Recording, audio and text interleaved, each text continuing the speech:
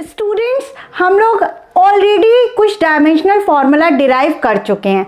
ठीक है, dimensional formula में हम लोग ने ये देखा कि जो डायमेंशनल फॉर्मूला होता है वो फंडामेंटल यूनिट्स के टर्म में लिखा जाता है। एज अ सेंस हमारा डायमेंशनल फॉर्मूला या तो मास के टर्म में होगा, ठीक है, या तो लेंथ या टाइम। ठीक है, मास लेंथ MLT वाला कॉन्सेप्ट बताया था। अब शुरुआत में तो इन्हीं फॉर्म में था, आगे इसमें कुछ इंक्रीमेंट हुआ तभी 7 यूनिट्स हुए फंडामेंटल यूनिट्स। ठीक है, ये 3 में पहले हम लोग कन्वर्ट करते थे, लेकिन उसके बाद और भी चीजें आई जैसे electric current,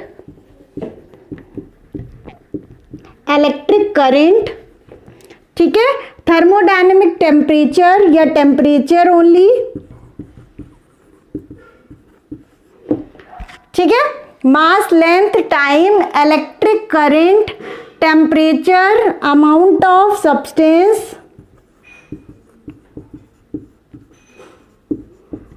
substance then luminous intensity. ठीक है, ल्यूमिनस इंटेंसिटी। ठीक है, मास के लिए हमने M डिनोट करा, लेंथ के लिए L, ठीक है, टाइम के लिए क्या यूज करा, T। अब टाइम और टेम्परेचर में मत कंफ्यूज होइएगा। टेम्परेचर के लिए हम लोग केल्विन स्केल लेते हैं तो K से डिनोट करेंगे, टाइम को हम लोग T से डिनोट करेंगे। इलेक्ट्रिक करंट के लिए किसी किसी बुक में I से डिनोट करा गया था और किसी किसी बुक में आपका A से डिनोट किया गया था, A फॉर एम्पियर और I फॉर करंट। ठीक है, करंट के लिए I होता है और एम्पियर उसकी यूनिट होती है। तो आप कुछ किसी बुक में A होगा तो मान लीजिएगा करंट है, इलेक्ट्रिक करंट I होगा तब भी करंट है आपका। ठीक है, दोनों यूज कर सकते हैं। टेम्परेचर के लिए हम क्या यूज करते हैं, K। अब इसमें ये दोनों चीजें हमेशा याद रखिएगा, टाइम एंड टेम्परेचर में कंफ्यूज मत होइएगा। ठीक है, अमाउंट ऑफ सब्सटेंस किसमें, MOL, मोल में, ये डिनोशन हो गया। Luminous intensity candela, CAD। ठीक है, ये हो गया डिनोशन। इन्हीं 7 टर्म्स में अभी तक तो हम लोग MLT के सिर्फ फॉर्म में निकाले थे, लेकिन और भी फॉर्म में, ये 7 फॉर्म में हम अपना डायमेंशनल फॉर्मूला लिखते हैं। ठीक है, आगे हम क्या करेंगे और डायमेंशनल फॉर्मूला कुछ डिस्कस करेंगे। ठीक है स्टूडेंट्स, देखिए एक चीज ध्यान रखिएगा, जो आपकी सारी डेफिनेशंस हैं, ठीक है, हर चीज आपको कवर कराई जाएगी, उसकी टेंशन मत लीजिएगा। सीक्वेंस मेरे अकॉर्डिंग चलेगा। ठीक है, कॉपी में नोट्स आप जैसे हम बता रहे हैं वैसे ही बनाएंगे। हम कोशिश कर रहे हैं ज़्यादातर डायमेंशनल फॉर्मूला जो कि आपके 11th में है वो कवर करा दें। ठीक है, लेकिन ये डायमेंशनल फॉर्मूला आप 12th में जाएंगे तब भी आपको जैसे जैसे फॉर्मूले आप पढ़ते जाएंगे ये डायमेंशनल फॉर्मूला क्या होगा, इंक्रीज करता जाएगा। तो ठीक है, इसकी टेंशन मत लीजिए कि मैम ये टॉपिक नहीं है। आप जिसका बोलेंगे, अगर नोट्स में प्रॉब्लम है, जिसका आप कमेंट कर दीजिएगा, या तो हमें क्या कर दीजिएगा, इन्फॉर्म कर दीजिएगा कि इसका हमें नोट्स नहीं समझ में आ रहा है कैसे बनाए, तो हम उसका आपको लिंक भेज देंगे PDF फॉर्म में, तो आप उसे नोट डाउन कर लीजिएगा। ठीक है, अब यहाँ पे देखिए जैसे हम ब्लैक बोर्ड पे लिख रहे हैं वैसे ही आपको नोट करना है, कोई दिक्कत नहीं है। अब डायमेंशनल फॉर्मूला डाला था आप लोग ने, ठीक है। अब देखिए यहाँ पे हम क्या करने जा रहे हैं, डायमेंशनल फॉर्मूला और भी बहुत सारे हम लोग डिराइव करेंगे। ठीक है, कुछ ऐसे कांस्टेंट देखेंगे जिसके डायमेंशनल फॉर्मूला हम डिराइव करेंगे। ठीक है, अब देखिए यहाँ पे कैसे डिराइव करना है। पहला तो हम क्या लेते हैं, स्ट्रेस लेते हैं। Stress is equal to force upon area. ठीक है, हमने कहा था फोर्स का आप डायमेंशनल फॉर्मूला याद कर लीजिएगा, और प्रेशर इज इक्वल टू क्या होता है, pressure is equal to force upon area. मतलब दोनों के डायमेंशन क्या होते हैं, सेम होते हैं। ठीक है, अब यहाँ से दोनों कवर हो जाएंगे। फोर्स का डायमेंशनल फॉर्मूला कैसे निकालते हैं, फोर्स इज इक्वल टू, या तो आप फिर डिराइव कर सकते हैं या तो लर्न कर लीजिए फोर्स का, लेकिन अगर डिराइव करेंगे तो बेटर है, आपकी प्रैक्टिस अच्छे से हो जाएगी। ठीक है, force is equal to mass into acceleration. Mass को m से डिनोट करा, और एक्सेलरेशन यहाँ पे निकालेंगे, acceleration is equal to LT-2। ठीक है, एक्सेलरेशन का ऑलरेडी हम लोग डिराइव कर चुके हैं, L टी माइनस टू, तो ये क्या हो गया MLT-2, ये फोर्स का डायमेंशन हो गया। अब हम क्या करने जा रहे हैं, फोर्स अपॉन एरिया, तो स्ट्रेस इज इक्वल टू क्या हो जाएगा, फोर्स का MLT-2 और एरिया क्या क्या हो जाएगा L²। लेंथ भी ठीक है, लेंथ इनटू विड्थ होता है, मतलब L आपका क्या हो गया as a form of length, और विड्थ भी तो लेंथ में नापेंगे आप, ठीक है, कुछ मीटर या कुछ सेंटीमीटर में होगी, तो L इंटू L क्या हो जाएगा L²। ठीक है, यहाँ पे कंफ्यूजन नहीं होनी चाहिए। अभी इसको क्या करेंगे MLT-2, अब ये L की पावर 2 है, अपॉन में है, ये ऊपर जाएगा तो क्या हो जाएगा L की पावर -2। अब यहाँ पे देखिए, यहाँ पे कंपेयर करिए, M नहीं है तो M यहाँ पे है सिर्फ, तो M लिख दिया। अब याद रखिएगा कि पावर आपकी ऐड हो जाएगी, यहाँ पे 1 है, यहाँ पे -2 है, 1 प्लस -2 विथ साइन ऐड करेंगे, ठीक है, 1 प्लस -2 क्या हो जाएगा, प्लस माइनस -2 -1 आ जाएगा, ठीक है, ML-1 T, यहाँ पे कोई टर्म ही नहीं है तो -2 जो भी रहेगा ML-1 T-2। अब ये जो प्रेशर और स्ट्रेस दोनों का डायमेंशनल फॉर्मूला हो जाएगा, इसको नोट डाउन कर लीजिएगा, ठीक है। स्टूडेंट्स, अब हम कुछ और डायमेंशनल फॉर्मूला देखेंगे। फ्रीक्वेंसी का डायमेंशनल फॉर्मूला आप देखते हैं। फ्रीक्वेंसी का फॉर्मूला होता है, frequency is equal to 1 upon time period, ठीक है। अब इसको टाइम पीरियड है तो क्या मतलब हो गया, टी से डिनोट करते हैं टाइम को, 1 अपॉन टी, तो ये जब टी ऊपर जाएगा तो क्या हो जाएगा टी की पावर -1।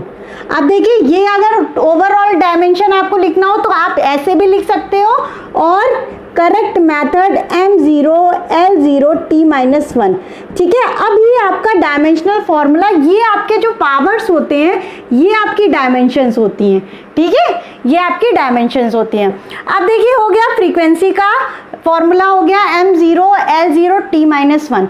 एक आपने पढ़ा होगा पावर ऑफ लेंस, ठीक है, पावर ऑफ लेंस,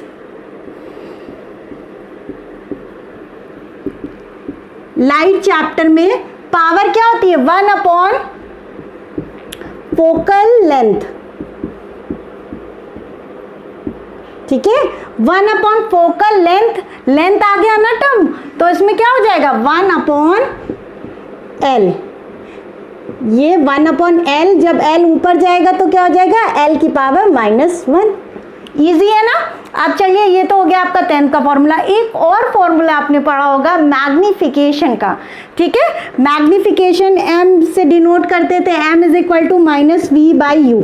आपको माइनस से मतलब नहीं है, कोई भी कांस्टेंट से आपको कोई मतलब नहीं है डायमेंशनल फॉर्मूला डिराइव करने के लिए। अब देखिए, V क्या था, ठीक है, इसको ऐसे लिख दिया -V/U। V आपका क्या था, V आपका था image distance upon object distance, ठीक है। V क्या होता है, image distance, distance between image and pole, ठीक है। Object distance means distance between object and pole. हम लोग सारी चीजें पोल से ही तो डिस्टेंस फाइंड आउट करते थे। अब देखिए, यहाँ पे इमेज डिस्टेंस, डिस्टेंस है मतलब L, लेंथ के फॉर्म में, नीचे भी क्या है L है, ठीक है, लेंथ के फॉर्म में ना। फोकल लेंथ किसमें दी थी 20 सेंटीमीटर, ठीक है, या 0.01 मीटर, ऐसे करके देते थे। तो अब देखिए, लेंथ के फॉर्म में दोनों होती थी। अब लेंथ से लेंथ कैंसिल हो जाएगा तो डायमेंशन क्या हो गया, मैग्निफिकेशन का डायमेंशन हो जाएगा M0L0T0, मतलब डायमेंशन लेस क्वांटिटी है ये, ठीक है। अब ये तीनों हो गया आपके फॉर्मूला, ठीक है। और कोई फॉर्मूले, ठीक है, इतना बहुत है। अब चलिए हम लोग कुछ कांस्टेंट्स देखते हैं जिसका डायमेंशनल फॉर्मूला हम लोग डिराइव करेंगे, ठीक है। स्टूडेंट्स, हम अपना फर्स्ट कांस्टेंट लेंगे ग्रेविटेशनल कांस्टेंट, ठीक है, gravitational constant, dimensional formula of gravitational constant.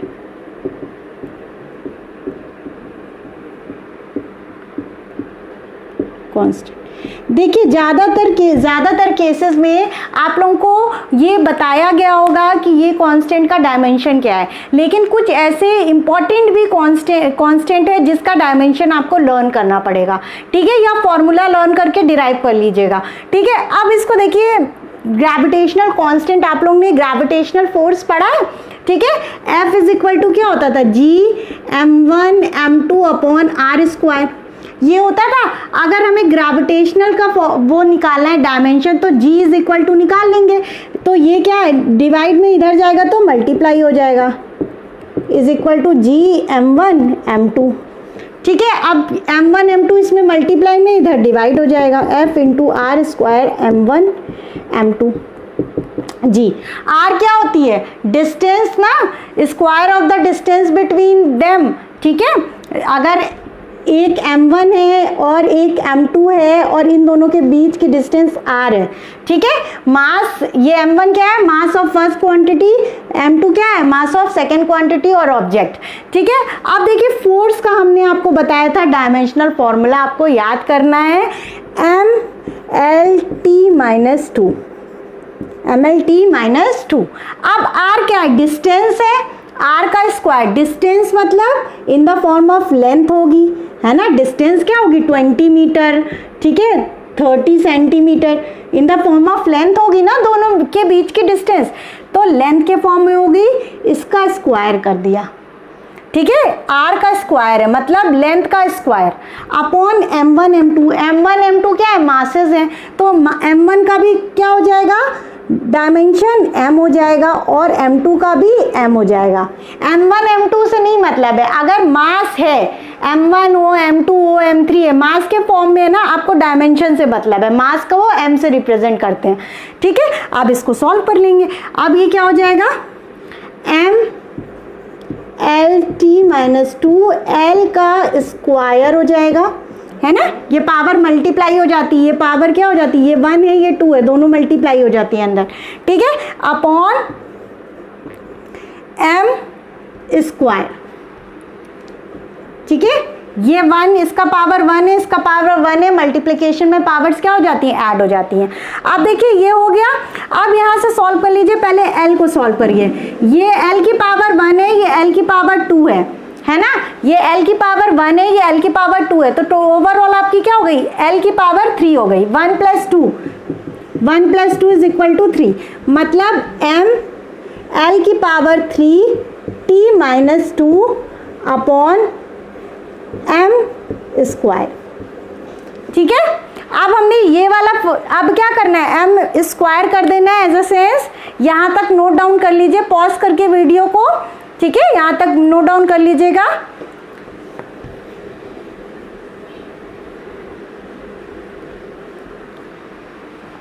अब देखिए इसके आगे यहाँ से लिखिएगा,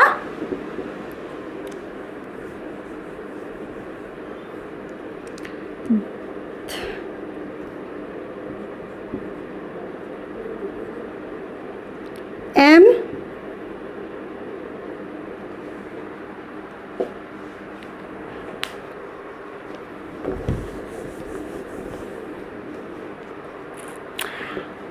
स्टूडेंट्स, अब इसके आगे यहाँ से लिखिएगा, तो आपका ये आया था लास्ट में, नीचे देखिएगा mL3T-2 अपॉन m स्क्वायर, ठीक है। ये ऊपर जाएगा तो पावर क्या हो जाएगी, -2 हो जाएगी, एज अ सेंस ये क्या हो जाएगा, mL3T-2 m की पावर -2, ठीक है। ये पावर 1 है, ये पावर -2 है, मतलब 1 + -2 है ना, 1 + -2, 1 + -2, 1 - 2 इज इक्वल टू -1, मीन्स क्या हो जाएगा, m-1L3T-2। ये हो गया dimensional formula of gravitational constant. तो अब यहाँ से देखिए, ये अब जो रहेगा ना, जो भी टर्म रहेंगे आपको डिराइव करने पड़ेंगे, कम से कम 2 to 3 टाइम्स ये प्रैक्टिस करिएगा, ठीक है। इम्पॉर्टेंट टॉपिक है, इसको प्रैक्टिस ज़रूर करना है। अभी तक तो डायरेक्ट क्या था, फॉर्मूला पुट कर दे रहे थे, अब आपको क्या करना है, फॉर्मूले से डिराइव करना है डायमेंशन, ठीक है। इसको देख लीजिएगा, और ये आपका ग्रेविटेशनल कांस्टेंट का वो हो गया डायमेंशनल फॉर्मूला, ठीक है। स्टूडेंट्स हम लोग ने, ठीक है, कांस्टेंट देखा, ग्रेविटेशनल कांस्टेंट। नेक्स्ट हम क्या देखेंगे, प्लैंक कांस्टेंट। Planck constant. अब देखिए कुछ जो कांस्टेंट होंगे वो आपके केमिस्ट्री से रिलेटेड होंगे, ठीक है, कुछ आपके क्या होंगे, 12th से रिलेटेड होंगे, 12th क्लास के। तो आपको क्या करना है, बस फॉर्मूला याद करना है, ठीक है, जो प्लैंक कांस्टेंट का फॉर्मूला हम लिखेंगे उसको नोट डाउन करना है, याद करना है। सारे इंपॉर्टेंट हम अभी कवर करा दे रहे हैं, ठीक है, आपको कोई दिक्कत नहीं होगी। प्लैंक कांस्टेंट हो गया, इसका डायमेंशनल फॉर्मूला और एक्चुअल फॉर्मूला दोनों याद कर लीजिएगा, ठीक है। और ये क्या होता है वो आगे के चैप्टर्स में आपको क्लियर होता जाएगा, क्योंकि कुछ ऐसे क्या है कांस्टेंट है जो आगे आपके 13 चैप्टर में, 14 चैप्टर में है, तो वो चीज़ क्लियर होती जाएगी। आपको अभी डायमेंशन से मतलब होना चाहिए और उसके फॉर्मूले से, ठीक है। अब देखिए प्लैंक कांस्टेंट क्या होता है, प्लैंक कांस्टेंट का फॉर्मूला होता है, प्लैंक कांस्टेंट का फॉर्मूला होता है एनर्जी अपॉन फ्रीक्वेंसी, ठीक है। प्लैंक कांस्टेंट का फॉर्मूला होता है एनर्जी अपॉन फ्रीक्वेंसी। अब एनर्जी क्या करेंगे, हम निकाल लेंगे, ठीक है। कैसे निकाल लेंगे, हाफ mv² से निकाल लीजिए, सबसे इजी रहेगा। तो एनर्जी क्या होती है, सारी एनर्जी हमने बताई थी सेम होती है, ठीक है, क्या होती है, सेम होती है। पोटेंशियल एनर्जी सेम होगी, ठीक है, काइनेटिक एनर्जी सेम होगी, उसका मतलब डायमेंशनल फॉर्मूला सेम होता है। अब एनर्जी के लिए हम क्या ले लेते हैं, हाफ mv²। हमें कांस्टेंट से मतलब नहीं है तो इसको हटा देते हैं, हाफ mv²। mv² क्या है, m क्या है, मास, इसे m से डिनोट कर दिया। और वेलोसिटी का L upon T, length, displacement upon time होता है ना, तो L t-1 होता है। वेलोसिटी का ऑलरेडी डिराइव कर चुके हैं, ठीक है, L t-1 ये हो गया, ठीक है। अब इसको रब कर देते हैं, इसका स्क्वायर है ना, तो एनर्जी का डायमेंशन निकालेंगे। एनर्जी का डायमेंशन क्या हो जाएगा, m का m ही रहेगा, L की पावर 1 है, इसका स्क्वायर करेंगे मतलब पावर मल्टीप्लाई हो जाती ना, इसमें कोई पावर नहीं है तो 1 है, तो L 1 इंटू 2 2, t की पावर -1 इंटू 2, t की पावर -2। किसी की पावर होती है तो मल्टीप्लिकेशन होता है, इतना कॉन्सेप्ट आप समझ लीजिएगा, ठीक है। अब इसका जो डायमेंशन फॉर्मूला हो गया mL2t-2, ठीक है। अब डायमेंशनल फॉर्मूला एनर्जी का हम निकाल लिए, ऐसे ही निकालना है, बस आप एरो नहीं बनाइएगा, ठीक है, हम तो समझाने के लिए एरो बना रहे हैं। एज अ सेंस आप बना सकते हैं लेकिन नीटली लिखिएगा, ठीक है, आप ही को पढ़ना है वो। ये हो गया आपका फॉर्मूला एनर्जी का डायमेंशनल फॉर्मूला। अब एनर्जी का डायमेंशनल फॉर्मूले में यहाँ पे आपने रख दिया। अब आपको पता है फ्रीक्वेंसी का फॉर्मूला क्या होता है, frequency is equal to 1/t, मतलब 1 टाइम पीरियड अभी ही बताया है, तो मतलब t-1 है ना, t-1 हो गया। अब यहाँ पे आप पुट कर दीजिए, तो प्लैंक कांस्टेंट का क्या हो जाएगा, इतना नोट कर लीजिए, फिर आगे हम बताते हैं। पॉज करके वीडियो आप लोग नोट डाउन कर लीजिएगा, ठीक है। हम लोग ने एनर्जी का निकाला है mL2t-2, ठीक है, और फ्रीक्वेंसी का t-1, तो आप यहाँ से प्लैंक कांस्टेंट का लिख लेंगे is equal to mL2t-2 upon t-1। अब ये क्या है, t की पावर -1 है, ऊपर जाएगी क्या हो जाएगी, t की पावर +1, तो mL2t-2 t की पावर 1 हो जाएगी। अब यहाँ से सॉल्व कर लीजिएगा, m इस वाले बॉक्स में नहीं है, ब्रैकेट में नहीं है, m का m रहेगा, यहाँ 2 है, l की पावर 2 ही हो जाएगा, ठीक है। अब यहाँ पे देखिएगा t की पावर -2, t की -2 + 1, -2 + 1 क्या हो जाएगा, -1, तो t की पावर -1, ठीक है। तो ये हो गया आपका dimensional formula of Planck constant, ठीक है। प्लैंक कांस्टेंट याद कर लीजिएगा, mL2t-1 इसका फॉर्मूला होता है एनर्जी अपॉन फ्रीक्वेंसी। एक और हम फॉर्मूला देखेंगे, ठीक है, इसको नोट डाउन कर लीजिएगा पहले। Hello students, kindly watch my other videos and don't forget to subscribe, like and also share my videos with your friends.